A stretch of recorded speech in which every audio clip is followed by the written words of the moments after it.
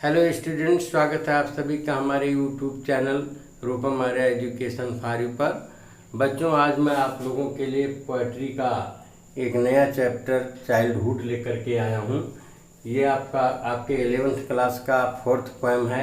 इसके पहले मैंने 3 पोएम का वीडियो अपलोड कर दिया है और उसका समतल आइडिया भी यूट्यूब पर अपलोड है।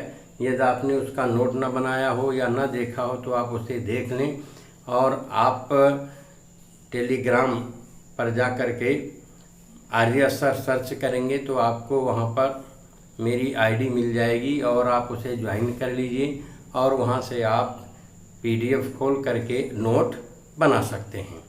ओके, तो बच्चों, आज हम लोग 4th पोएम चाइल्डहुड का अध्ययन करेंगे। तो सबसे पहले बच्चों हम चाइल्डहुड की बात कर लें कि चाइल्डहुड क्या होता है। तो बच्चों, ये चाइल्डहुड 2 शब्दों से बनकर बना है। Child plus hood. एक चाइल्ड और हुड यानी जब किसी के ऊपर या किसी बच्चे के ऊपर या कवरेज यानी चाइल्डपन या बचपन या चाइल्ड का कवरेज लगा हुआ हो तो चाइल्डहुड कहलाता है। अर्थात ऐसा व्यक्ति जो बच्चों की तरह, छोटे बच्चों की तरह क्रियाकलाप करे, उनके समान निर्दोषता, हृदय की पवित्रता, दब्बूपन, डर व शंका हो, यानी जो खुद स्वयं निर्णय ना ले पाए, मम्मी पापा का कहना माने, ओके, जिसके अंदर खुद डिसीजन लेने की क्षमता ना हो, ऐसे बच्चे को हम ये कहेंगे कि वह अपने चाइल्डहुड में है, यानी बचपना अवस्था में है। ओके, तो चाइल्डहुड का मतलब बच्चों चाइल्ड जैसे व्यवहारों और स्वभावों से ढका हुआ व्यक्ति या ढका हुआ कोई जीव। तो चाइल्डहुड आप समझते हैं आपका एब्स्ट्रैक्ट नाउन है, तो चाइल्डहुड का मतलब बचपन। ओके, आई होप आपको इतना समझ में आ गया होगा। ये चाइल्डहुड पोएम बाय मार्कस नैटन के द्वारा लिखी गई है और ये मार्कस नैटन एक नॉर्वेजियन पोएट हैं और उन्होंने अपने विषय में ही लिखा हुआ है इस पोएम को, इसलिए ये पोएम सब्जेक्टिव है। ओके, और इसमें कवि खेद व्यक्त करता है, लैमेंट करता है, दुखी होता है कि उसकी चाइल्डहुड कब और कहाँ चली गई। बचपना का जो उसके हृदय की पवित्रता थी, दब्बूपन था, शंका थी, ओके, और किसी प्रकार की जिम्मेदारी नहीं थी, ये सब चीज़ें उसकी कहाँ चली गईं, कब चली गईं, इन्हीं चीज़ों को उसने इस पोएम में व्यक्त किया है। और बच्चों, ये नॉर्वेजियन पोएट जो मार्कस नैटन हैं, इन्होंने इस पोएम को तब लिखा है जब वह 12 साल के थे। ओके, तो इट मीन्स 12 साल के पहले, यानी 12 और 11 वर्ष के बीच की एक पतली सी लाइन होती है जिसके एक तरफ चाइल्डहुड होता है और दूसरी तरफ एडोलसेंस आ जाता है, किशोरावस्था आ जाती है। ओके, तो इस पोएम को हम पढ़ते हैं और देखते हैं कि कवि किस प्रकार से चाइल्डहुड से एडोलसेंस की ओर बढ़ता है, किस तरह से धीरे धीरे वह एडल्ट होता जाता है और कैसे और कब एहसास करता है कि उसकी चाइल्डहुड चली गई। तो now see the very first stanza of this very poem. When did my childhood गो। पहला सेंटेंस कवि ने क्वेश्चन से ही स्टार्ट किया है और कहता है कि मेरी चाइल्डहुड कब चली गई। ये पास्ट इंडेफिनिट में है, खुद से क्वेश्चन पूछता है, फिर सोचता है was it the day I ceased to be 11। कहता है कि क्या यह वह दिन था जब मैं 11 साल का हो गया। क्या मेरे 11 साल की अवस्था के पार करते ही चाइल्डहुड चली गई, वह यह सोचता है। सीज्ड का मतलब बच्चों यहाँ स्टॉप्ड। ओके, यानी जब क्या वह 11 वर्ष की अवस्था पे पहुँच के स्टॉप किया, पहुँच गया, तब क्या उसकी चाइल्डहुड चली गई। आगे पुनः पूछता है was it the time I realise that hell and heaven. और फिर कहता है क्या यह वह समय था जब मैंने 2 काल्पनिक चीज़ों, स्वर्ग और नर्क, को एहसास करना शुरू किया, को एहसास किया, क्योंकि बचपन अवस्था में हेल और हेवन का एहसास नहीं होता है। तो क्या कहता है, क्या मैंने जब हेल और हेवन को एहसास किया, अब तब मेरी बचपन अवस्था चली गई। कुड नेक्स्ट है could not be found in geography. फिर कहता है वो उसके अंदर रेशनलिज्म आ गया, बुद्धि आ गई, बौद्धिकता आ गई, तार्किक शक्ति आ गई, यह विचार करने में कि स्वर्ग और नर्क नाम की तो केवल कल्पना मात्र चीज़ें हैं, क्योंकि ये चीज़ें अगर हम विश्व का या किसी कंट्री का मैप लें, खोजें, तो उसमें कहीं मुझे हेल और हेवन नहीं दिखाई देता है। अर्थात हेल और हेवन नाम की चीज़ को poet could not found in geography में नहीं पा सका। इट मीन्स कवि को ये ज्ञान हो गया कि हेल और हेवन नाम की ये चीज़ें केवल काल्पनिक हैं, पाखंड की चीज़ें हैं। ओके, वो अपना रेशन का प्रयोग करता है। रेशन मीन्स बच्चों यहाँ बुद्धि का प्रयोग करना। रेशनलिज्म उसके अंदर आ गया, उसको एहसास हो गया, तो ये सोचता है कि जब मुझे इतना ज्ञान आ गया कि स्वर्ग और नर्क ये कल्पना मात्र हैं, ये विश्व के मानचित्र में कहीं भी नहीं हैं, तब क्या मेरा चाइल्डहुड चला गया, ये सोचता है। नेक्स्ट आगे बढ़ता है, and there could be not. फिर वो ज्योग्राफी में खोजता है तो देयर कुड बी नॉट, वो उनको वहाँ पर नहीं पा सका, यानी हेवन और हेल उसके ज्योग्राफी में उसको कहीं नहीं मिल सकी। वाज दैट द डे, तब क्या यह वही दिन था जब उसकी चाइल्डहुड चली गई। तो इस प्रकार से बच्चों इस स्टेंजा में कवि ने खुद प्रश्न पूछा है, फिर स्टार्ट किया है यह पता लगाने में कि उसकी चाइल्डहुड कब चली गई। पहला तो सोचता है कि जब क्या वो 11 वर्ष का पूरा हुआ तब उसकी चाइल्डहुड चली गई, अथवा यह वह समय था जब उसने हेल और हेवन को एहसास किया और उनको ज्योग्राफी में खोजा लेकिन उनको कहीं पा न सका, तब यह वह समय था जब उसकी चाइल्डहुड चली गई। इट मीन्स पोएट के अंदर जैसे जैसे रेशनलिज्म आता जाता है वैसे वैसे चाइल्डहुड से वह दूर होता जाता है। तो वेरी फर्स्ट स्टेंजा में बच्चों पोएट ने रेशनलिज्म को डिफाइन किया है और बताया है कि रेशनलिज्म के साथ साथ जो हमारे काल्पनिक मिथ की बातें हैं वो गायब होती चली जाती हैं। ओके बच्चों, अब हम लोग पढ़ेंगे नेक्स्ट स्टेंजा। तो नेक्स्ट स्टेंजा हम लोग पढ़ते हैं, पुनः वही क्वेश्चन पोएट रिपीट करता है कि व्हेन डिड माई चाइल्डहुड गो, मेरी चाइल्डहुड कब चली गई। फिर आप वो गेस करता है, उन घटनाओं को उनके ऊपर पॉन्डर करता है, विचार करता है कि शायद ये वो दिन रहा हो या वह समय रहा हो।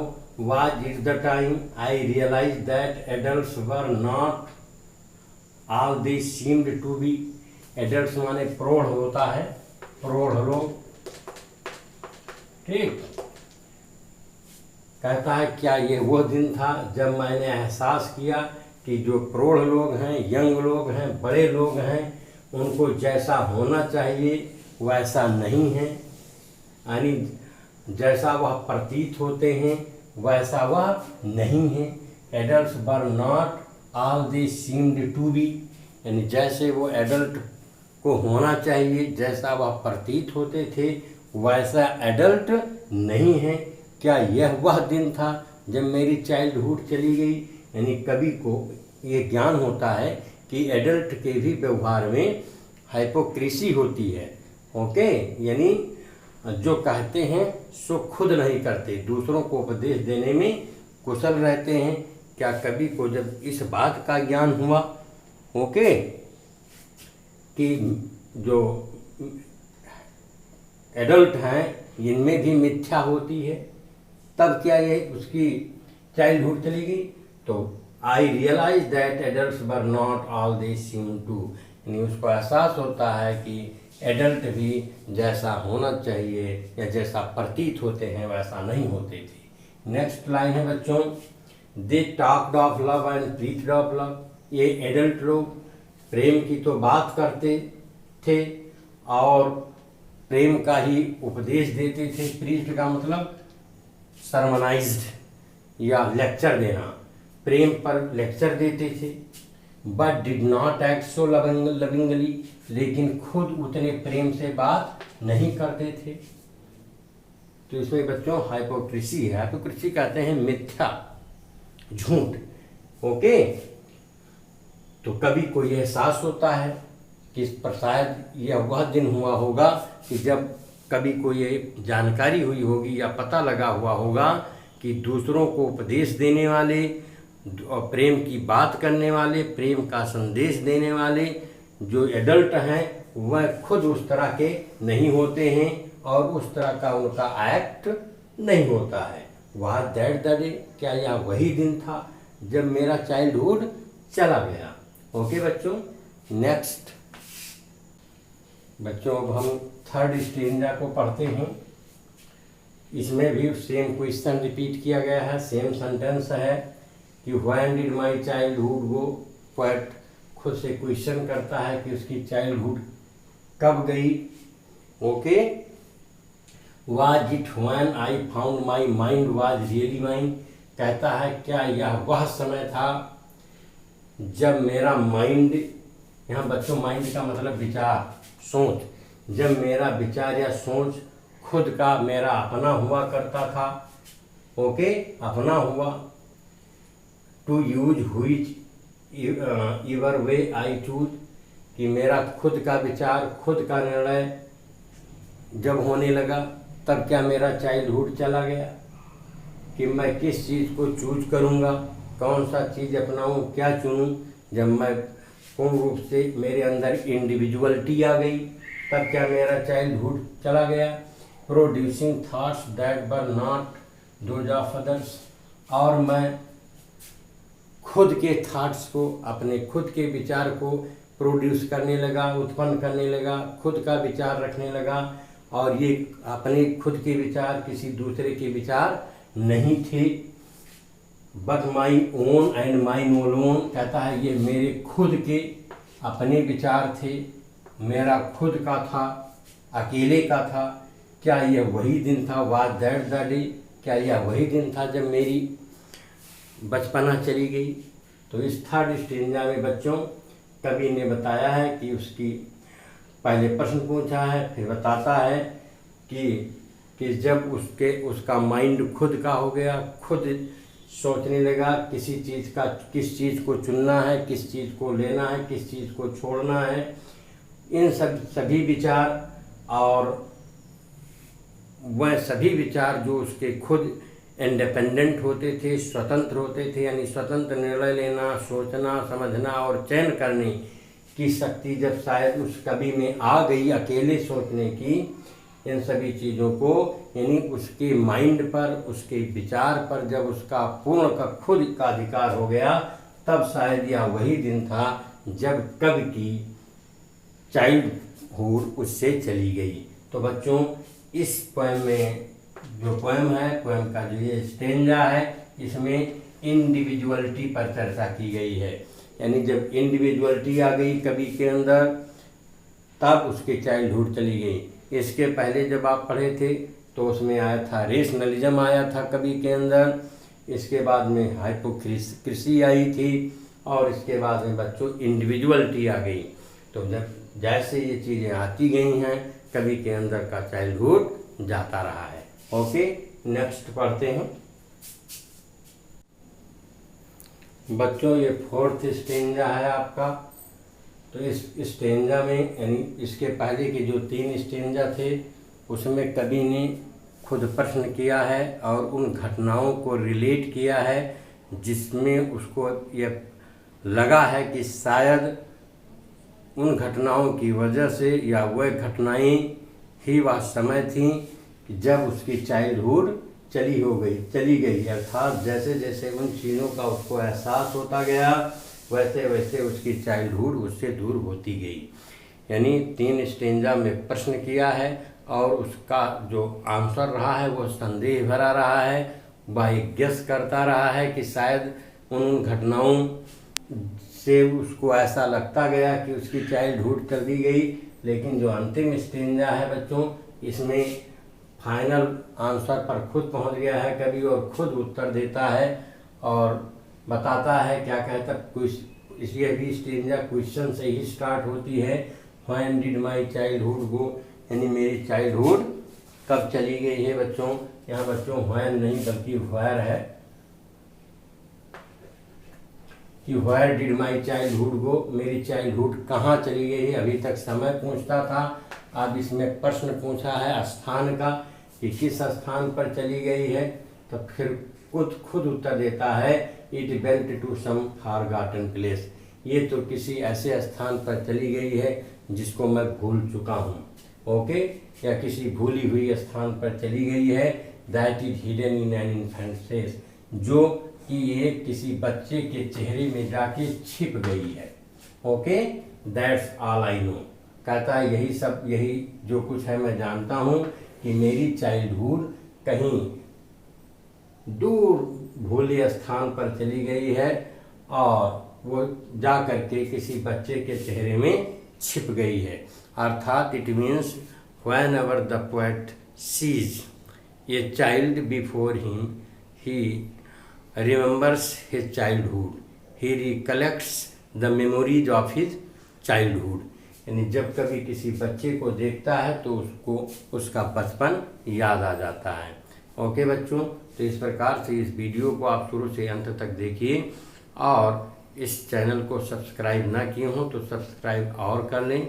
बच्चों, टेलीग्राम पर आप जा कर के आर्या सर सर्च करेंगे तो आपको PDF मिलेगा, वहाँ से आप नोट और सेंट्रल आइडिया भी नोट कर सकेंगे। Thank you for watching.